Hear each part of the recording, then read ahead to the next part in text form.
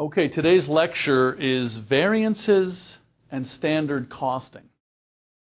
Okay, standard costing is based on the premise that we know what our product should cost to make or what our service should cost to provide. Now, in the case of manufacturing, it's materials, labor, and overhead. In the case of service-based business, it's simply labor and overhead. But we know what it should cost under normal circumstances. And so we establish standards in terms of what should it cost, what should we pay for materials on a per unit basis, per pound, per gallon, per yard, per board foot, whatever it may be. And how much material do we need to make one of our products? How much time should a direct laborer work? And what's the standard hourly rate we pay them? So we should know how much direct labor goes into making one product, and the same thing with overhead. If we use direct labor hours as our activity driver, then how much overhead should we assign to one unit of product? You add up direct materials, direct labor, and overhead, and that's what one unit should cost. That's our direct cost, materials, labor, and overhead. Based on this standard, we will then be able to compare to actual performance. And actual rarely meets exactly with standard. Sometimes we do a little better, sometimes we don't do as well, but it gives us a basis of comparison, and from there we can then drill down to find the source of any cost overruns or problems and try to fix them. The goal here is fix inefficiencies, because a more efficient business is a more profitable business. Okay? And so the more efficiently we can run, the better off our business is going to be. And so this is the premise of standard costing. Let's take a look at this slide here. Okay? We want to know, what should our product cost? When developing standards, you want input from anyone who's involved. This should not be a one or a two-person job, or shouldn't solely be from the people in top management. Get the people, the engineers, the assembly workers involved, because they're going to have valuable input into the establishment of standards. And standards should change whenever it is determined that the existing standard is not good or accurate. This is due to simply changing variables in a changing environment. Costs go up, they go down. Technology can have an impact. And so we always have to monitor the accuracy of our standards. Let's compare standards and budgets. Budgets are total dollar amounts. We saw this in the previous chapter. We establish a budget for materials. How much we have to buy for the period in total? Labor, overhead, selling, and administrative. Standards are on a per unit basis. How much is it going to cost to make one unit of product? Some of the advantages of standard costing, I can let you read this on our own, but briefly, it helps us for planning. If employees understand what it should cost, then they will be more cost conscious. Okay, helps us to establish pricing, can highlight variances. Our variances, if we come in under standard, it's a favorable variance. If we spend more than we thought, it's an unfavorable variance. So it helps us to analyze our variances and make corrective actions. Okay, we can actually record journal entries using standard costing. We're not going to do that in this particular class, but you'll see in the textbook, either in the appendix or toward the tail end of the chapter, that you can actually record journal entries using standard costs, and then at the end, when we actually look at our actual costs, we can record journal entries to identify the variances. Again, you don't have to worry about that. Okay. So now, in our example where we're going to illustrate standards, we're going to use this information to make one unit of product. Here's our direct materials. Notice we need 1.5 square yards of material to make one unit of our product, and it should cost us $5 per square yard. So our materials should cost us $7.50 to make one unit of product. Okay? $5 per square yard. It takes 1.5 square yards to make a product, $7.50 for materials.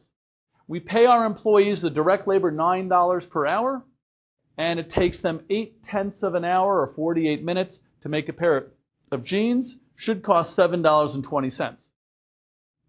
Our overhead is based on direct labor in this example.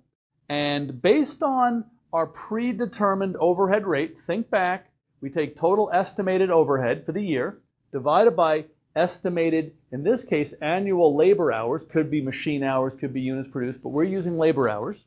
Okay? And notice that if it takes 0.8 of a labor hour to make 1 unit, and our predetermined overhead rate is $6 per hour, then we should charge $4.80 of overhead for 1 unit of product. To manufacture 1 unit should cost us $19.50. That's going to help us establish our selling price based upon what type of markup we want to have, product. We have to cover our operating expenses, selling and admin, etc. But this is an important starting place to know what it cost us to make the product. Now, this is actual data, and I have to give you enough information for you to be able to identify the variances, okay, for materials, for labor, and for overhead. So let's take a look at this information, and we're going to toggle back and forth so we all have this in front of us. Okay, your direct materials for the year cost $40,150. Direct labor cost us $38,500. Factory overhead $22,400. You add those 3 numbers up together, total cost $101.50. This is for us to make 5,000 units of product. That's how much we actually manufactured. These are our actual costs. Now, based upon our standards, to make 5,000 units, it should have cost us $37,500 for materials, $36,000 for labor, and $24,000 for overhead. Okay, look at the bottom of the slide. If each unit costs $7.50 in materials, and we made 5,000 units, there's your $37,500.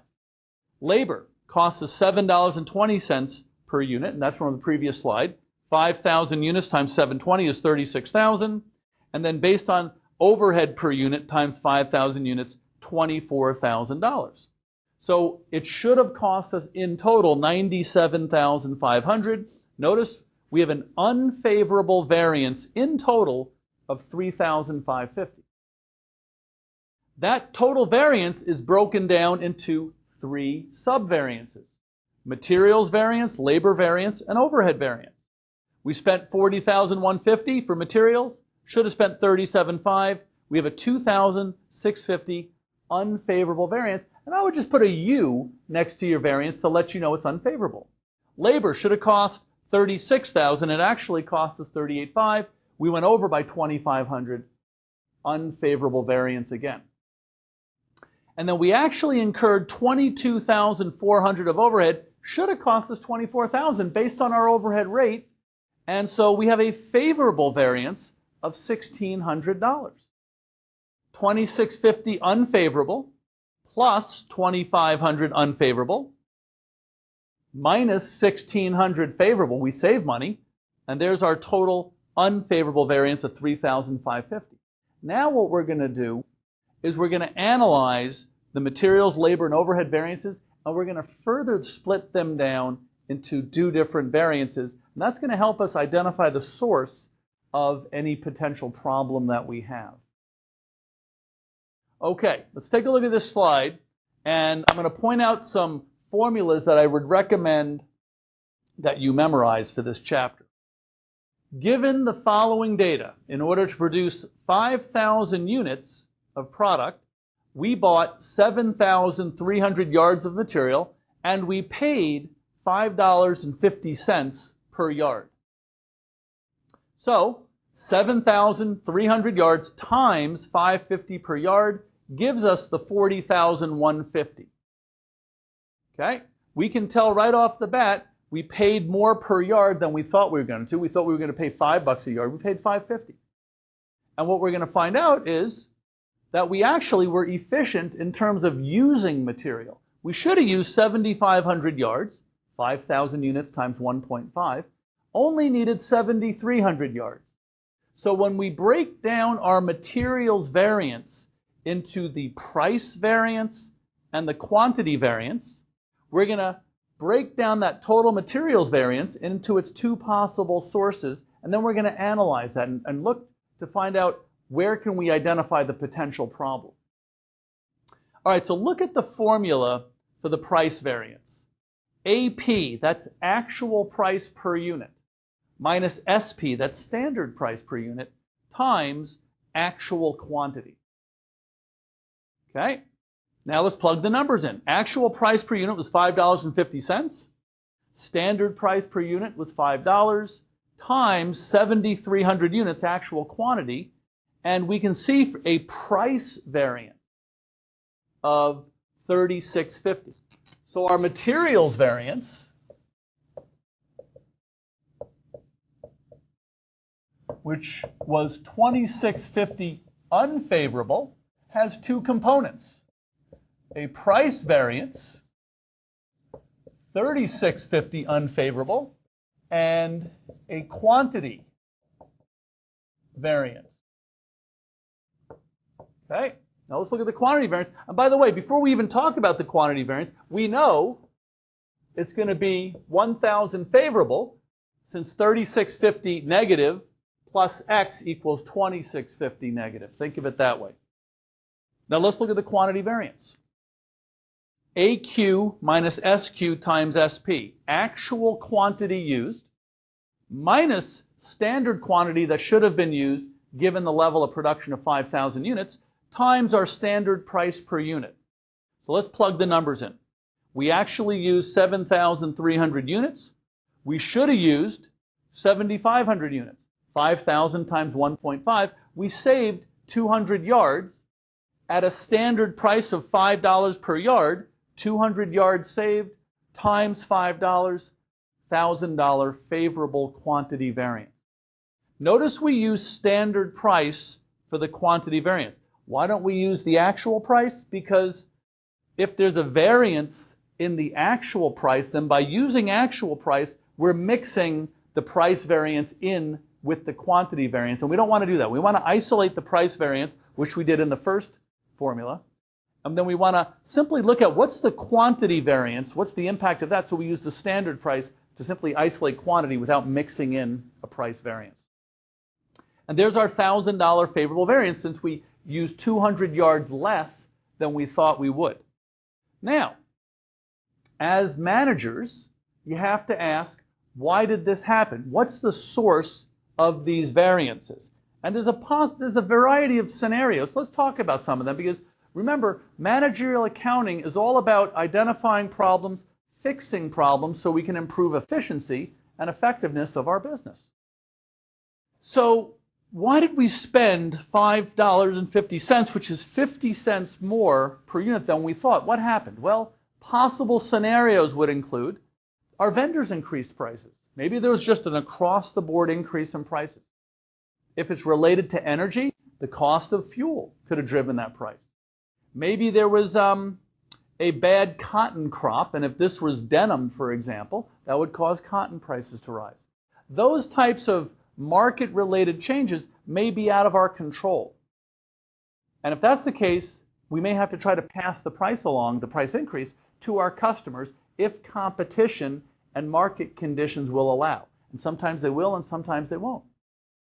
Now, if our materials are too expensive on a consistent basis, maybe I'll look to alternate materials. It's also possible that our vendors raising prices, and so as the plant manager, I'm going to look to my purchase manager. I'm going to say, hey, why did the price go up? And I expect that person to know what the answer is. So you want to make sure your purchase manager is keeping their eyes on the horizon, so to speak, and making sure vendors are giving them the best possible price, which is why you want to kind of put your vendors in competition with each other to keep them honest. It's also important that purchase managers don't start accepting gifts at holiday time, because that impairs their judgment and may allow vendor prices to creep up. Okay, so as the manager of the factory, I go to my purchase manager and I say, hey, I want an explanation as to why the prices went up. And if we think that this change is permanent, we have to adjust our standard from 5 to 550. Now, the quantity variance, if that were unfavorable, I would go to my production manager on the production line and say, hey, why did we use more than we thought? Now, in this case, we used less, so I would give them a pat on the back, say, good job. They're using materials efficiently. And now I've isolated the source of the problem. And not only is the entire materials variance explained by the price variance, we can see that when you isolate these two variances, this is actually an even bigger problem. There's no problem with our production process. We're using materials efficiently. But recognize that the two have to be looked at together because, for example, maybe the reason that, I'm going to actually reverse the scenario. If I were saving money on materials because I'm getting a cheaper price, maybe it's because I'm using inferior materials, and that might cause production problems. It might jam the machine. Problems could happen with returns, etc. So you have to look at everything kind of from the big picture. You can't just isolate the problem without saying what's the impact potentially on other areas of my business. You have to look at them together.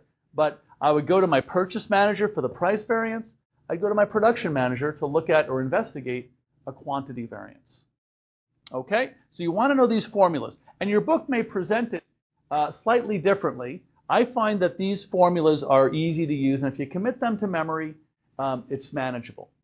Now, we're going to look at the labor variances next, and I want to make a point here. Here's our labor variances. They're sometimes referred to as a rate variance and an efficiency or time variance.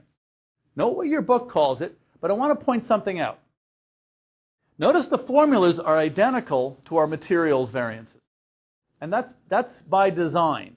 Instead of saying actual rate minus standard rate, I'm going to say the price of labor. This way you can memorize these formulas and know that they apply to both materials and to labor. Okay, so if your book says rate variance, just think of it as the rate is the price of labor per hour. So price variance, rate variance, same thing. Okay, and time variance or efficiency variance is the quantity of time used in production. So they're the same thing once again. So let's look at the data and we'll analyze the variances. To produce 5,000 units, we incurred $38,500 of direct labor. Okay? How do we get that number? Well, they worked a total of 3,850 direct labor hours, and our actual hourly rate or wage was $10 per hour. And if we go back to our standards, we know that our standard rate was $9 an hour. So I have a question right off the bat. Why $10 an hour? What happened? And we'll have to dig for the answer. Standard hourly rate is 9,000, and we know that we produced 5,000 units, and we know that it should take 0.8 of an hour per unit of product. Should have taken us 4,000 direct labor hours. So we can tell right off the bat that I paid more per hour than I planned. I'm going to have an unfavorable price variance, and I used fewer hours than I planned.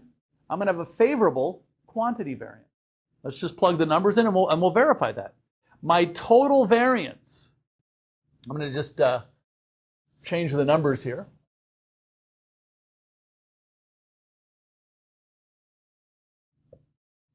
Labor variance was 2,500, unfavorable. We spent 38,500, should have spent 36. Go back to the previous slide if you forgot where that number came from. And now this is going to be price or rate variance and quantity or time or even efficiency variance. Okay, but it's the same formulas. All right, so actual price minus standard price, $10 an hour is what we paid them.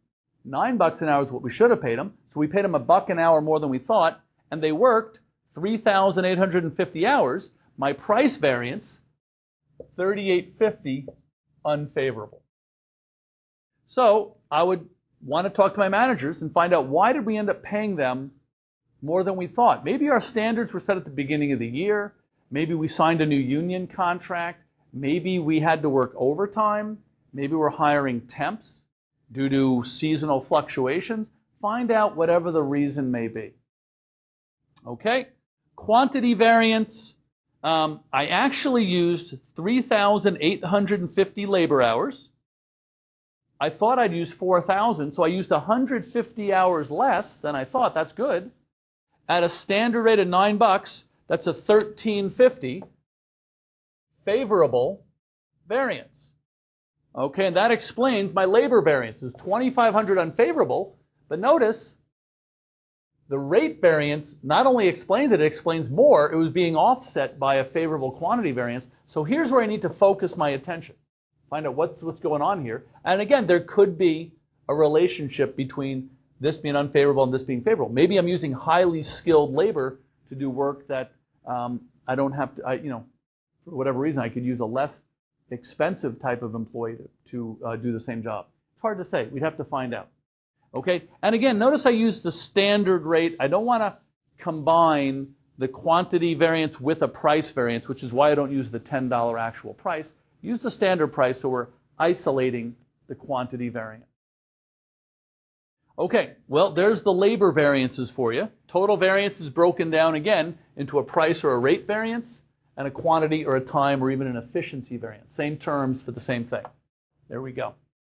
All right, and now it's time for the challenging part of this, and that's the overhead variance. Okay, and this is the area that typically causes a lot of confusion. And so what I like to tell my students in class, and I'll tell you, is give it your best shot, but don't dwell on this, okay? Try to make heads or tails of it. It's not that bad, but sometimes it gets confusing. And just remember, it's one small part of a chapter, which is one chapter of many in a class, okay? And when you're studying for an exam, you make an attempt to understand it, and for whatever reason, it's not making sense to you, you move on. Okay? And don't dwell on an exam question. The hardest multiple choice question is worth the same as the easiest question. Okay, so you got to manage your time and strategize in an exam. Having said that, let's take a look at this. Our overhead variances are broken out into variable overhead and fixed overhead. Remember, overhead can have variable costs like indirect materials, utilities. Fixed overhead, can be things like rent, straight line depreciation, property tax. Okay, and so using the high-low method, we would have split overhead into its variable components and its fixed components, and we would have budgeted for them. And now, using standard costing, we're going to isolate variances even within overhead. Let's take a look at the slide here. To determine the overhead variances, we need to know what normal operating capacity is, and that's expressed as an activity such as machine or direct labor hours. We're using direct labor hours in our example. Based on normal capacity, we start with the budgeted overhead costs for both variable and fixed overhead. Now let's take a look at this next slide here. A lot of numbers. Look at the third column to the right. Percent of normal capacity. At 100% of normal capacity, we should be able to produce 6,250 units.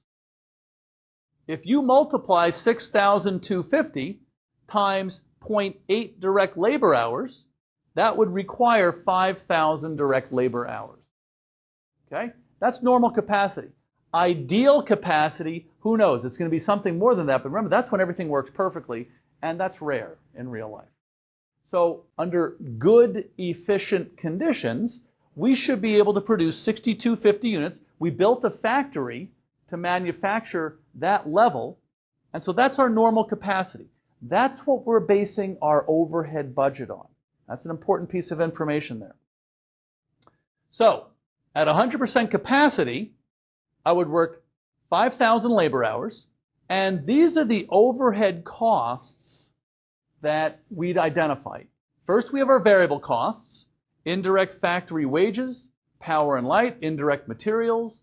Okay, and again, I'll give you these numbers. Total variable overhead at that level of production at 100% normal capacity is $18,000. We're going to create our standard variable overhead rate based on that information. I'll come back to that. Fixed overhead costs, supervisor salaries, depreciation of equipment, insurance and property tax. At normal capacity, $12,000, variable 18 plus fixed of 12, total overhead $30,000. And if you think back to our standard overhead rate, $30,000 of overhead divided by 5,000 direct labor hours, that's how we got that $6 standard overhead rate. And then we multiplied $6 overhead rate times 0.8 direct labor hours to get that $4.80 charge for overhead to produce 1 unit. Okay? Again, hit pause, go back, review the notes, maybe print out the slides, whatever helps you. Now, here's where things start to get a little tricky. That $6 overhead rate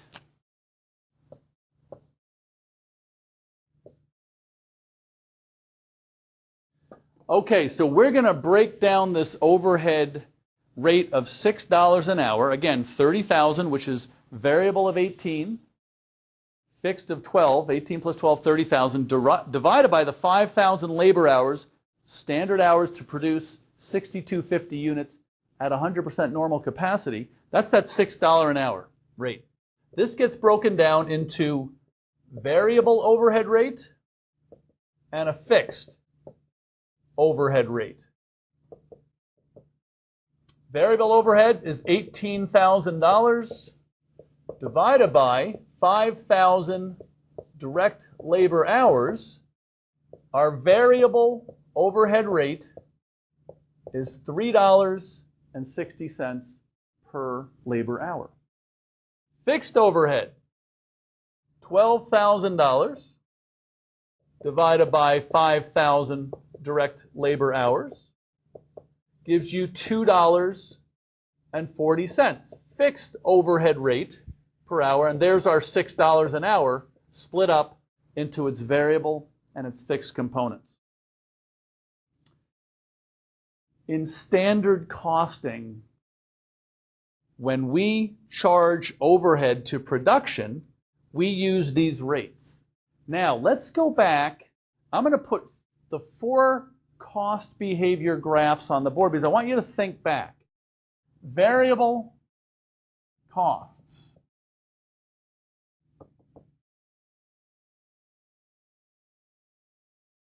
This is in total,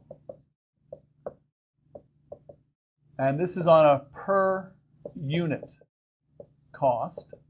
And then here is fixed costs.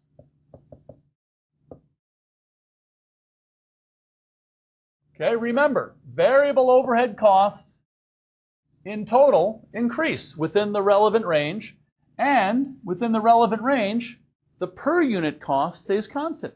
Think back to my example.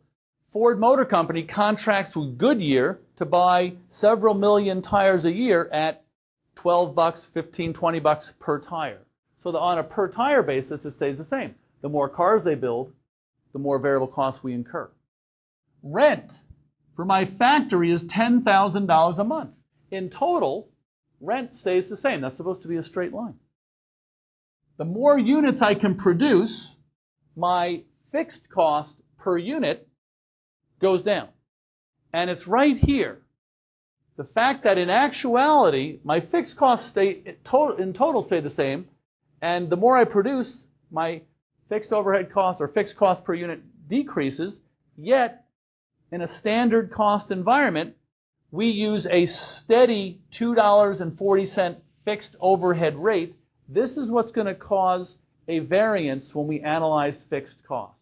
I'll try to explain it in a slightly different way, but I wanted to point this out, okay, because this is where the problem lies and where the confusion comes in.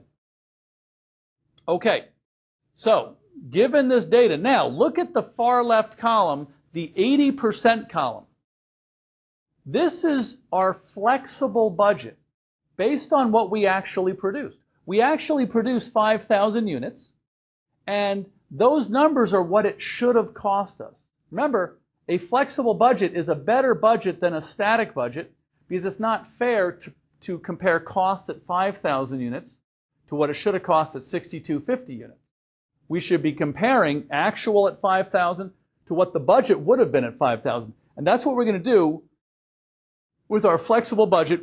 And notice we're using only 80% of our capacity, so we're underutilizing our factory. Bear that in mind. That's going to come back into play. Okay, so now if we produce 5,000 units, there's what the cost should have been. Variable costs, indirect factory wages, power, light, materials, should have cost us $14,400 for variable, and it should have cost, well, notice $12,000 stays the same because fixed costs in total stay the same. Our budget should have been 26.4. So we're going to have three numbers that we look at when we're analyzing the overhead variances. Okay. This is kind of a rehash of what I just said. Our standard overhead rate is $6, broken down into variable overhead rate of $360, fixed overhead rate of $240.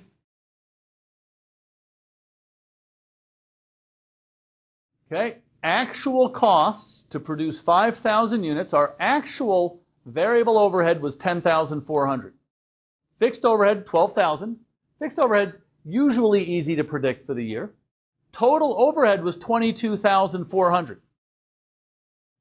Based on this level of production, which was, again, 5,000 units, we should have used 4,000 direct labor hours, since each unit requires 0.8 of an hour, 5,000 times 0.8. Therefore, using standard cost, it should have cost us 14,400 for variable, and that's 4,000 labor hours times my variable overhead rate of 360.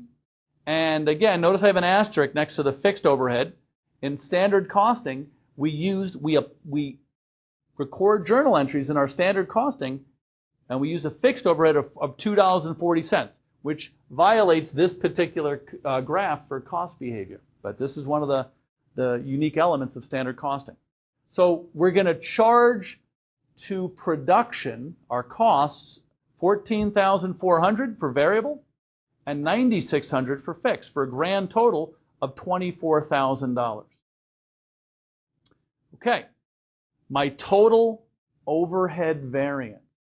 Total overhead variance, I'm going to compare total overhead, 22,400, which is variable plus fixed, to standard, what it should have cost at standard, which is 24,000, and I can see that it cost $1,600 less than we thought it would. That's a favorable variance. So my total overhead variance is $1,600 favorable. All right, I'm going to get rid of these graphs here.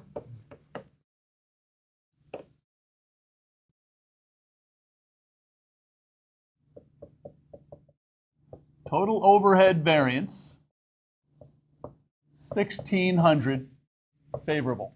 Again, actual cost 22,400, should have cost 24,000, which is the 4,000 labor hours times my $6 total overhead rate, 24,000.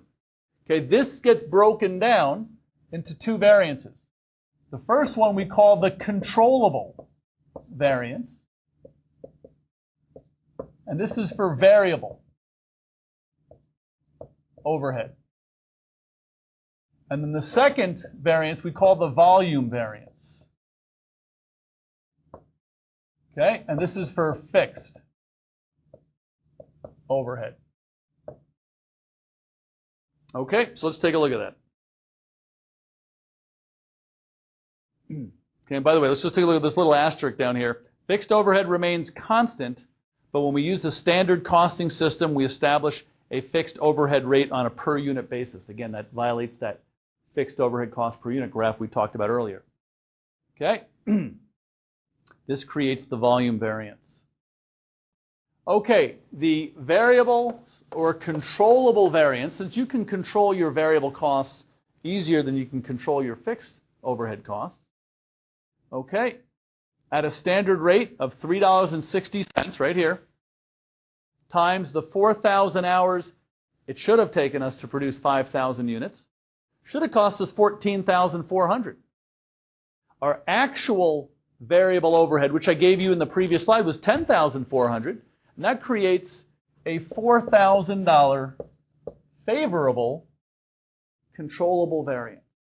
Okay. Again, hit pause as often as you like, rewind, do what you have to do. Standard variable overhead rate, $3.60 per labor hour, times standard hours of 4,000, which is what it should take to make 5,000 units. Variable overhead on a standard costing system should have been 14,400, but as we saw, actual variable overhead was 10,400, and that's a $4,000 favorable variance. Now that means we already know if the total overhead variance is 16 favorable, and this is 4,000 favorable, this one has to be $2,400 unfavorable variance. Let's go reconstruct why the volume or fixed overhead variance is unfavorable. Actual fixed overhead costs were $12,000, okay? Which happened to be the same as what we budgeted. Again, actual to standard is what we're comparing. Using the standard system, if my fixed overhead rate was $2.40 and it should have taken 4,000 direct labor hours, again, we always use standard numbers in a standard costing system, 4,000 times $2.40, then we charged $9,600 of fixed overhead cost through the system, to production, if you will. Goes into work in process, finished goods, cost of goods sold. Okay? And notice we're calling this an unfavorable variance, which seems strange. Okay, we actually incurred, what did we say, $12,000. We're only charging $9,600. So how do we interpret the volume variance? Again, this is the tricky part of this whole variance business, is the volume variance or fixed overhead variance, okay? And again, give it your best shot. At some point, say, I'm moving on, if it doesn't make sense to you. All right, some examples to illustrate the point. If I'm using a classroom that can seat 50 people, and the lighting is designed for 50 people, and the utilities, the air conditioning and heating is designed for 50 people, but we only have 20 people in there, I'm underutilizing the classroom. Okay? If I'm using a great big school bus and there's only 10 students in there, it's still guzzling enough gas to drag a bus full of 50 students. We're using a bus that's too big. It's inefficient. A great big 747 airplane with 60 people, okay, I should be using a much more efficient jet if I'm shipping 60 people back and forth. Movie theater with 20 customers is designed to hold a couple of hundred people. I'm underutilizing the facility. That's kind of the theme here. In all these examples, we see that we have more capacity than what we need, than what we're actually using it for. Okay? When we underutilize capacity, we still have to incur more costs to maintain and run the facility, such as rent, utilities, insurance, property tax, other related costs. This is what the volume variance is telling us. Did we use the factory to its full capacity, and are we operating efficiently? Now, based on what we just said here, we could tell right off the bat several slides ago that if we're only using the facility at 80% capacity, that tells us, boom, we are going to have an unfavorable volume variance since we're not using our factory to its full capacity. Now, what the number is, we'd still have to calculate, but that tells us when we're operating at less than full capacity, it's going to be unfavorable. If we manufactured more units than what normal capacity is, we are squeezing extra efficiency and benefit out of our existing facility. We're getting more than we thought we would. That would be favorable. That's how you interpret the volume variance. Here are some conclusions about the volume variance. If we expect our company to grow over the long term, several years from now, well, I'm going to build a bigger factory than what I currently need now because I anticipate growing into this factory. I can't just keep buying factories every 6 months.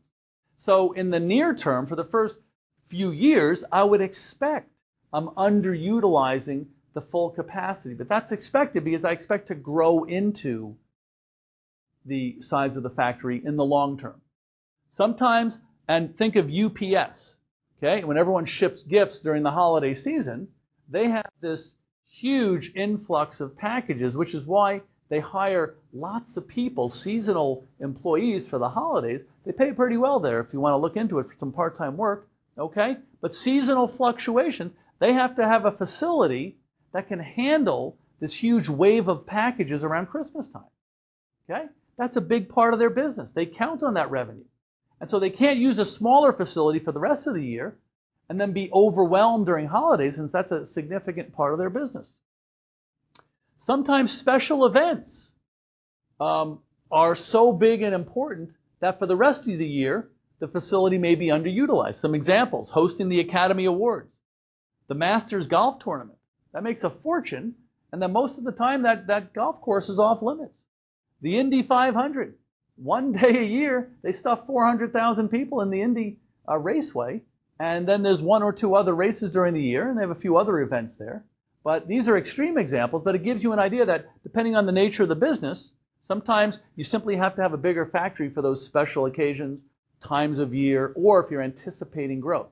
Now, on the other side of the coin, if our business is stagnant or our business is slowly diminishing, and we have an older facility which has a consistently unfavorable variance, volume variance, that means maybe we need to move to a smaller, more efficient facility. We're incurring costs because we can't use this factory to its full capacity because business is slow, or for whatever reason, our market share is diminishing, and for whatever reason, we got a bigger building than we actually need. Good example of this is the empty nesters, okay? When the kids have gone off to college, a lot of times parents who had 3, 4, 5 kids will downsize to a smaller house or apartment. It's cheaper, less upkeep, same concept. Okay? So at that point in time, maybe getting a smaller, more efficient facility makes sense since we're not able to use the large facility. And that really is the message of the volume variance. Okay? Now, as with everything else in accounting, doing homework and practicing these calculations will make a big difference for when you take the exam. So go practice a few homeworks, okay, check out your answers, and I believe that is it.